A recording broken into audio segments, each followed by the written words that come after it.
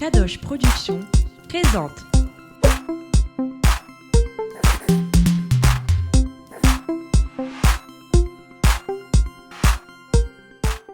Waouh, bonjour à tous et à toutes. J'espère que vous allez bien pour notre première émission de ce nouveau concept, cette nouvelle émission que nous lançons sur Bethel TV. Cela s'appelle Autour des psaumes. Et vous avez vu, c'est un rendez-vous matinal parce qu'on a envie que vous bénéficiez de bon matin, d'une vitamine. Le matin, on prend le petit déjeuner avant d'aller au travail, avant d'aller à l'école, avant de faire nos activités de la journée. On se lève et on nourrit notre corps. Mais il est important aussi de nourrir notre âme avec la parole de Dieu, notre âme avec la présence du Seigneur. Et on a envie juste de vous exhorter, on a envie de vous encourager, on a envie d'être une source de bénédiction pour vous à travers le livre des psaumes, d'où le titre de cette nouvelle émission, Autour des psaumes. Alors le psaume 1 nous dit ceci, je lis dans ma Bible, qui est la version Colombe, et le psaume 1 me dit, heureux l'homme qui ne marche pas selon le conseil des méchants, qui ne s'arrête pas sur le chemin des pécheurs, et qui ne s'assied pas sur le banc des moqueurs, mais qui trouve son plaisir dans la loi de l'Éternel, et qui médite sa loi jour et nuit. Il est comme un arbre planté près d'un cours d'eau, qui donne son fruit en son temps, et dont le feuillage ne se flétrit pas. Tout ce qu'il fait réussit. Il n'en est pas ainsi des méchants. Ils sont comme la paille que le vent dissipe. C'est pourquoi les méchants ne résistent pas au jour du jugement, ni les pécheurs de la communauté des justes.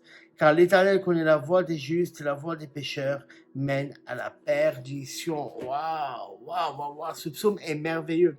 Et j'aime ce psaume, vous savez, parce qu'il nous encourage. C'est vraiment un psaume d'encouragement.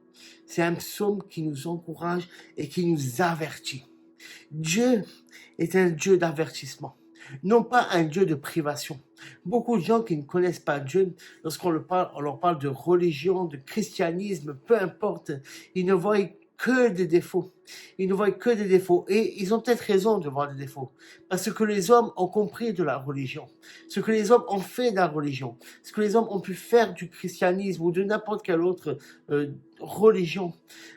C'est devenu quelque chose de superficiel. C'est devenu quelque chose d'ennuyeux. C'est devenu quelque chose de très, vous savez, méthodique. Mais Dieu n'est pas comme ça. Dieu n'est pas ça. Les gens ont l'impression de voir des interdictions, mais Dieu n'est pas un Dieu d'interdiction. Dieu, par contre, prévient. Dieu, par amour, prévient. Vous savez, je suis père de famille et je préviens mon enfant. Lorsque je le vois aller quelque part, je lui dis, fais attention à ci, fais attention à ça. On est là pour éduquer, on est là pour prévenir. Et je sais que là, il est petit, vous savez, donc il est encore bien obligé d'obéir, malgré lui. Des fois, il n'a pas envie d'obéir, comme tous les enfants. Mais arrivé à un âge, je sais qu'il fera ses propres choix. Je serai toujours là pour le conseiller. Toujours là pour lui dire, écoute, je pense que le bon chemin, c'est ça. Que la bonne chose, c'est ça. Et lui, il fera son choix. Et si demain, il échoue, ça ne sera pas de ma faute à moi. Ça ne sera pas de ma responsabilité à moi, mais ce sera de la sienne. Parce que moi, j'aurais mis toutes les choses entre ses mains pour qu'il puisse réussir. Et Dieu, c'est comme ça qu'il fonctionne. Dieu, il fait pareil avec nous. Dieu est en train de mettre entre nos mains toutes les choses pour que nous puissions réussir, pour que notre vie fonctionne. Et on le voit à travers ce psaume 1. C'est vraiment l'ouverture. Et il te donne un premier conseil. Il te dit, heureux l'homme qui ne fait pas quelque chose. Qu'est-ce qu'est le conseil de Dieu? Qu'est-ce que Dieu te donne comme conseil? Il te donne le conseil de ne pas marcher selon le conseil des méchants. De ne pas t'arrêter sur le chemin des pécheurs et de ne pas t'asseoir sur le banc des moqueurs. 3 choses. N'écoute pas le conseil des méchants. N'écoute pas les conseils qui vont pas t'emmener dans la vie. Regarde déjà qui te conseille. Lorsque tu reçois un conseil de quelqu'un, regarde sa vie. Regarde à ce qu'il dit. Regarde à ce qu'il fait. Regarde s'il est digne de confiance. Regarde ce qu'il dit quelque chose. Ce quoi sa vie porte. Lorsque tu vois sa vie, qu'est-ce que ses actes disent de sa vie? Qu'est-ce que son entourage dit de sa vie? Lorsque tu analyses cet homme, non pas pour le juger, ou cette femme, c'est conseillère. Peu importe ce conseiller, regarde vraiment ce qu'il dit. Et là, tu verras. Là, tu verras si c'est bon pour lui. pour toi. Là, tu verras si c'est quelque chose de bon pour toi. Mon ami, ne marche pas selon le conseil des méchants. Parce que le conseil des méchants, ils sont méchants. N'est pas pour ta réussite. N'est pas pour ta réussite. Beaucoup de gens peuvent venir te voir et vouloir savoir des choses de ta vie. Ils vont te faire croire que c'est pour ta réussite, mais non, c'est des gens méchants. Que lorsqu'ils vont savoir, ils vont se mettre en tête un projet pour faire que tes projets à toi, que ce que toi tu as prévu, ce que toi tu veux pour réussir ne réussisse pas, mais échoue. Il y a des gens qui sont comme ça. Ils se font passer pour des associés. Ils se font passer pour des gens qui t'aiment. Mais dans leur cœur, il y a une noirceur. Il y a une méchanceté qui fait qu'ils veulent ta ruine. Et rien que ta ruine. Éloigne-toi de ces gens-là. Ne marche pas selon leurs conseils. Sois attentif avec qui tu fréquentes. Sois attentif avec qui tu es.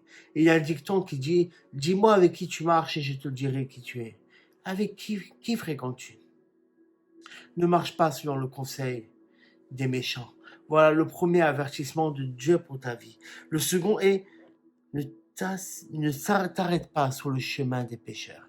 Parce que mon ami, si tu écoutes le conseil des méchants, ce conseil-là va t'emmener vers un chemin. Et automatiquement, ce sera le chemin du péché. Le péché, c'est quoi? Le péché, c'est manquer l'objectif. Le péché, c'est ne pas être là où Dieu t'attend. C'est de ne pas faire ce que Dieu veut de toi. Les gens ont fait du péché ou quelque chose de très gros, tu sais. Quelque chose un peu, waouh, le péché, les 7 péchés capitaux, ce genre de choses. Il y a un côté très lourd du péché. Et un autre côté, des gens ont fait du péché quelque chose de très léger. Ouais, mais ça va, ça, si, ça. Et ils se donnent de bonnes excuses. Dieu, le péché, c'est ni l'un ni l'autre. C'est quelque chose de très équilibré. Ce n'est pas négligeable. Ce n'est pas du tout négligeable. Parce que Jésus est mort pour nos péchés. Mais le péché, des fois, est beaucoup plus que la grosse chose. Et beaucoup plus que la chose que tu vois. Que la chose que tu te demandes ce que c'est. Non, le péché est beaucoup plus subtil que ça. C'est des fois les petites choses du quotidien, les petites attitudes, le petit péché mignon, comme on dit, n'est-ce pas? Ne t'assieds pas. Ne t'assieds pas, ne t'arrête pas sur ce chemin-là. Ne marche pas sur le chemin du pécheur. Et il y a pire.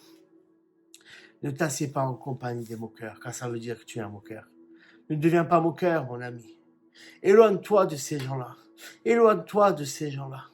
Mais voici ce que dit le psaume. Au lieu de cela, médite la parole de Dieu.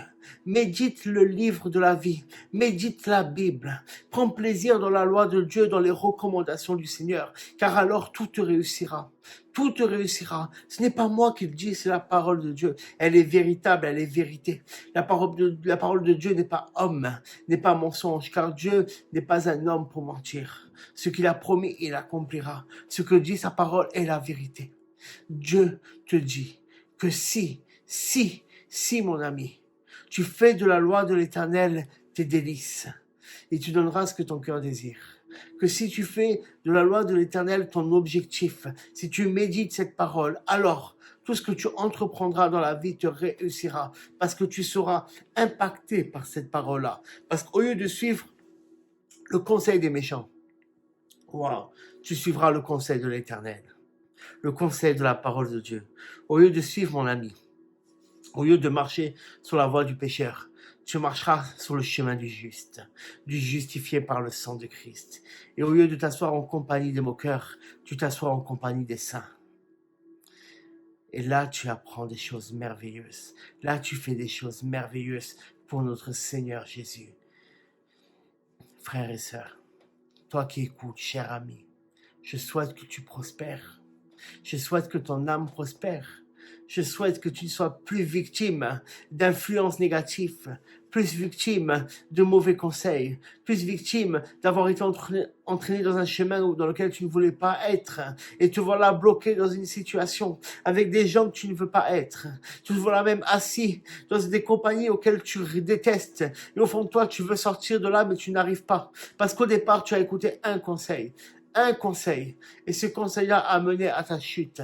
Ce conseil-là a mené à ta ruine. Mais laisse-moi te dire que si tu écoutes un conseil aujourd'hui, Si tu écoutes un autre conseil, il peut te relever ce conseil et retourne dans les bras du Seigneur. Retourne dans les bras du Seigneur. Oh, alléluia. Tu sais, il est dit que tu seras comme un arbre planté près d'un cours d'eau qui donnera son fruit en son temps. Tu sais, on va parler de fruits là. Je vais te parler un petit peu de fruits. Lorsque tu as des fruits trop mûrs, tu vois, par exemple, tu as des kiwis. J'ai appris ça il y a quelques années par quelqu'un de notre église qui était dans le milieu des agrumes, des fruits. Et il m'a expliqué cela. Et waouh, exceptionnel. Exceptionnel lorsque j'ai appris cela. Et aujourd'hui, ça nous sert. Lorsque tu as des fruits trop mûrs, par exemple des kiwis, tu vas prendre une pomme qui est bonne. Et tu vas la mettre au milieu des kiwis. Tu vas fermer, tu vas laisser passer la nuit. Normalement, une nuit suffit. Et lorsque tu vas revenir le lendemain, tes kiwis auront mûri. Parce que la pomme a eu un impact. La pomme a eu un impact qui a rendu tes kiwis à maturité. Est-ce que tu vois où je veux revenir? Fréquente des gens qui ont un impact. Fréquente des gens qui vont t'élever. Fréquente des gens qui vont faire que tu deviennes à maturité. Fréquente des gens qui vont vraiment vouloir ton bien pour que tu puisses porter le fruit que Dieu veut que tu sois, pour que tu puisses être à la bonne saveur. Il n'y a rien de plus décevant qu'un fruit qui est récolté à la mauvaise saison. Ou alors tu manges un fruit qui n'est pas assez mûr, qui n'est pas assez. Tu vas gâcher ce fruit-là. Il n'aura pas donné le goût entier qu'il devra donner. Peut-être qu'il aura un petit goût sucré, mais il n'aura pas toutes les saveurs auxquelles il est censé prospérer, il est censé donner. Et voilà, lorsque tu fréquentes quelqu'un, tu fréquentes des gens qui sont sages, des gens qui sont sur la parole de Dieu, qui font de l'éternel leur objectif, qui marchent selon la voie de Dieu, tu vas être comme ces kiwis peut-être qui n'étaient pas assez mûrs. Tu vas commencer à mûrir. Tu vas commencer à mûrir. La Bible nous invite à nous exhorter les uns les autres, à nous faire du bien les uns les autres, pour qu'on puisse vraiment se ressourcer ensemble, pour qu'on puisse mûrir ensemble et grandir ensemble. Oh, c'est merveilleux. Mais à contrario, j'ai un autre exemple pour toi. Qui n'a jamais eu une barquette de fraises? J'adore les fraises. Ça y est, la saison commence petit à petit, j'adore les fraises. Qui n'a jamais eu une barquette de fraises? Et malheureusement, si tu ne veilles pas, tu vas avoir peut-être une fraise qui va être pourrie. Mais si elle touche les autres fraises, voici que la pourriture va commencer à se mélanger au reste. C'est la même image. C'est la même image. Aussi bien qu'un fruit mature va t'élever. Si tu fréquentes des fruits pourris, si tu fréquentes des gens qui ne sont pas sincères, des gens qui ne sont pas entiers envers toi, des gens qui veulent ta chute, malgré les beaux sourires, malgré les belles choses, des gens qui sont remplis peut-être de jalousie envers toi, qui sont remplis peut-être de méchanceté, peut-être eux-mêmes ont des traumatismes, peut-être eux-mêmes vivent des combats de grandes difficultés, mais ils ne sont pas bienveillants envers toi. Si tu les fréquentes, leur pourriture va commencer à t'envahir. La Bible dit que de faire attention aux racines d'amertume. Parce que la racine d'amertume, lorsqu'elle vient dans le cœur, elle peut créer des rejetons et elle peut se propager à beaucoup. Tu vois, c'est la même image. Ne fréquente pas des gens amers. Ne fréquente pas des gens dans l'amertume. Prie pour eux. Prie pour eux, mais éloigne-toi de ces gens-là. N'accepte pas leurs conseils. N'accepte pas de marcher dans leur voie. N'accepte pas de t'asseoir à leur table. Ce n'est pas que tu ne les aimes pas, mais c'est qu'aujourd'hui, ils sont un danger pour eux-mêmes. Et ils peuvent être un danger pour toi si tu ne veilles pas. Combien de gens sont voulu aller avec un esprit de sauveur? Je vais sauver telle personne. Je vais faire ci. Et tu as commencé à fréquenter cette personne-là. Et voici, tu t'es trouvé bloqué. Bloqué. Oh, que le Seigneur te fasse grâce maintenant de sortir de ce genre de relationnel. Que le Seigneur guérisse les cœurs brisés. Que le Seigneur nous guérisse de nos traumatismes. Que nous soyons, ma prière ce soir, ma prière aujourd'hui pour toi, pour ce message, ça va être celle-ci. Que tu puisses, mon ami, vraiment recevoir, mon ami, la paix. Que tu puisses, mon ami, être aussi pour les autres un fruit mature, un fruit qui va aider les autres à se développer et à produire ce qu'ils doivent être vraiment. Oh, gloire à Dieu. Que nous ne soyons pas de la pourriture qui va se mélanger et qui va gâcher l'offrande des autres, gâcher le potentiel des autres. Combien de gens à cause de leur propre pourriture, à cause de leur propre frustration, à cause de leur propre échec, gâchent le potentiel des autres. Ils ont gâché le leur a été gâché peut-être, à cause de leur attitude, je ne sais pas. Et ils ne supportent pas de voir les autres fleurir et réussir. Ils veulent à tout prix gâcher. Sors de cela. Sors de cela. C'est à quoi Dieu t'invite ce matin. C'est à quoi le psaume 1er t'invite. Il commence par cet avertissement parce qu'il veut que tu sois ce fruit bon. Il veut que tu sois ce fruit qui prospère. Il veut que tu sois ce fruit qui donne cet arbre, qui donne ce fruit parfait en son temps. Oh, alléluia. Que ton feuillage ne se flétrit pas. Tu comprends, ça veut dire que tu es toujours verdoyant, que tu es toujours dans la réussite.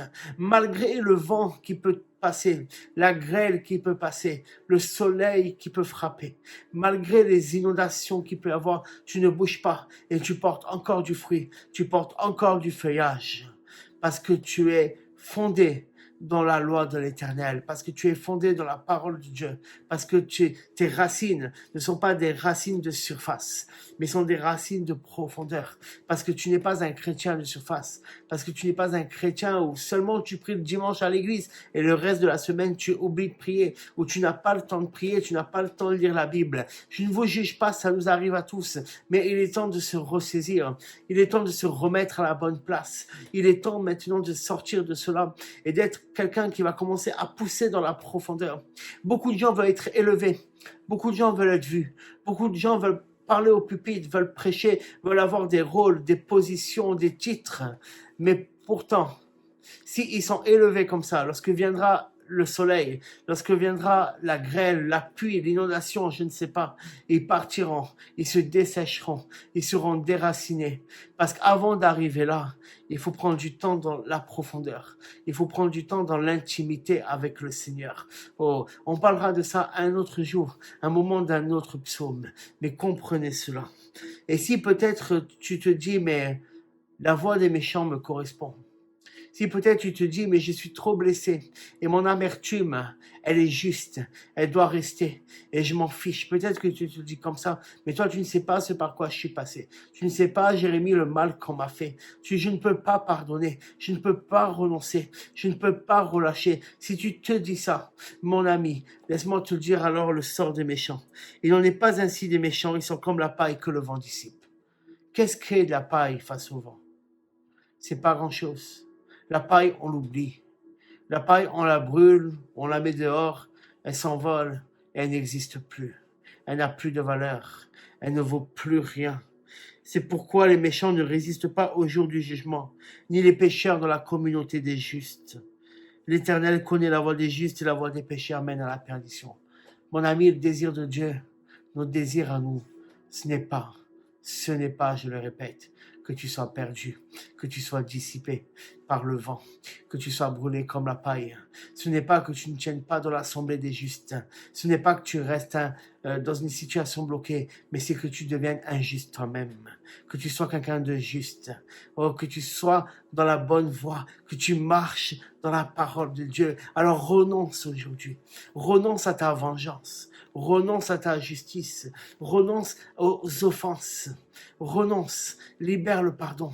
Peu importe ce que tu as vécu, je dis peu importe, et je ne suis pas en train de minimaliser des choses que tu as vécues, de minimiser les choses que tu as vécues, pas du tout. Je ne suis pas en train de dire que ce n'est rien, que ce n'a pas de valeur, non.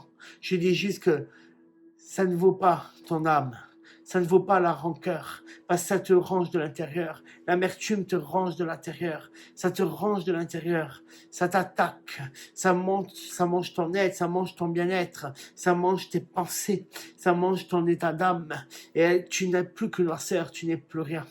Renonce à cela et demande à Jésus de venir arroser, de venir nettoyer. Tu sais, c'est comme un arbre. Je vois un arbre. Et en fait, cet arbre, il était beau, il était fort. Cet arbre, il portait du feuillage. Mais il y a un ver qui a rongé. Il y a un ver qui a rongé. Au début, ça ne s'est pas vu. L'arbre était encore verdoyant.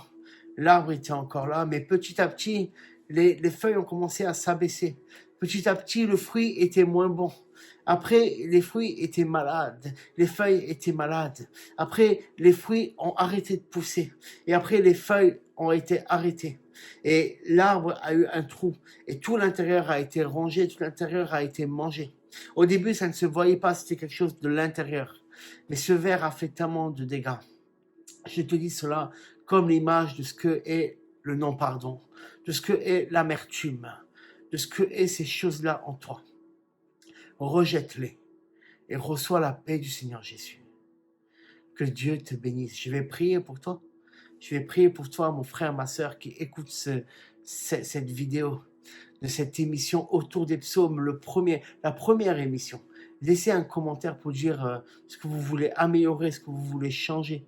Si le concept vous plaît, s'il y a des choses à faire, on est là. Merci de laisser un commentaire, un like, de partager la vidéo. Si vous n'êtes pas abonné, abonnez-vous aussi à ce canal qui est merveilleux. Seigneur, je te prie maintenant pour chaque personne qui va écouter ce message. Au nom de Jésus, au nom de Jésus, que tout esprit qui influence dans les pensées soit lié au nom de Jésus. Toi, maintenant, que tu puisses recevoir le discernement des gens dans lesquels tu dois t'éloigner, avec qui tu ne dois plus marcher, que tu aies la force de te positionner et que tu prennes la parole de Dieu, que tu prennes la parole de Dieu comme seul manuel de vie pour toi. Que ça soit elle qui dicte tes choix, qui dicte tes projets, qui dicte même tes relations. Je prie que tu sortes de l'embuscade dans laquelle tu es. Je prie aussi pour des gens. Vous avez été abîmés. Vous avez été abîmés. Je t'ai parlé de ces fraises et tu t'es vu comme côtoyant quelqu'un qui a des teints sur toi. Et tu te dis, avant, je n'étais pas comme ça. Mais depuis que je fréquente cette personne, je commence à avoir le même langage que cette personne-là. La même chose. Et ce que je vois ne me plaît pas. Mais je ne sais pas comment faire, je me vois bloqué. Tu te dis ça, je me vois bloqué dans cette situation. Que le Seigneur te donne la force. Que le Seigneur ouvre tes yeux parce qu'il y a toujours une porte de sortie. Le Seigneur te donne une porte de sortie. Prends-la, saisis-la. Ne réfléchis pas avec l'émotionnel. Ne réfléchis pas avec ton émotion. Réfléchis avec un instinct de survie. C'est la survie de ton âme qui est en jeu. C'est la survie de ton âme qui est en jeu. Libère-toi de cela. Je prie pour les gens qui vont écouter ce message, qui ont été blessés. Je prie que le Seigneur vienne guérir vos blessures.